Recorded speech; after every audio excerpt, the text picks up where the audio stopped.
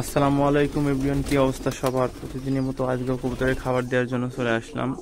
প্রতিদিনের একই কাজ, সকালবেলায় উঠে কবুতরকে খাবার দেওয়া, পানি দেওয়া। এই সময় কবুতরের প্রচুর ঠান্ডা লাগে, ঠিক আছে, নাক দিয়ে পানি পড়ে। ওই যে দেখেন একটা রেসার কবুতরের আপনার ঠান্ডা লেগে নাক মুখ ভি থেকে এরকম মতো হয়ে গেছে। এই অবস্থাটা এখন প্রতিনিয়তই হয়, এটা কমন প্রবলেম। তো এটা নিয়ে ঘাবড়ানোর কিছু নেই। কবুতরের ডক্সি ক্যাপ খাওয়াবেন অথবা ইউরোকট, তারপরে আপনার রেনামাইসিন আছে।